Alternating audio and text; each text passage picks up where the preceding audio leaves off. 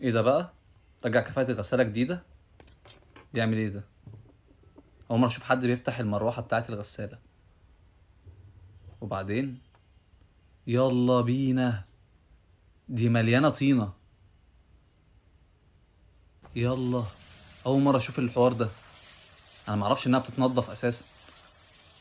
ده على كده في بلاوي في الغسالة اللي هنا. روح اشوفها دلوقتي. دي انا عارفها دي سهلة، دي كله عارفها اظن دي. ماشي، بتشيل الوبر اللي في الهدوم والحاجات البواقي، سهلة دي معروفة. بس بتاعت المروحة دي مش معروفة. لا دي برضو مش ايه ده؟ مش معروفة دي. يلا. ده طلع بلاوي يا ابن اللذينة.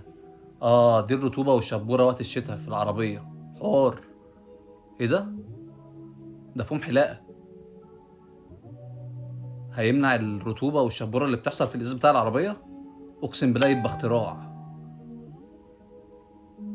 ايوه. وعمل من جوه. جاي يخلي الشبورة بتيجي في الحتة اللي ما فيهاش تنظيف، بس اللي فيها فوم حلاقة مفيش شبورة عليها ولا رطوبة ولا اي حاجة. يا ابن اللعيبة. جامدة قوي. ايه ده؟ اه دي المكنسة الكهربائية مش شغالة كويس، مش بتشفط كويس. ده فتحها من تحت. يا ساتر.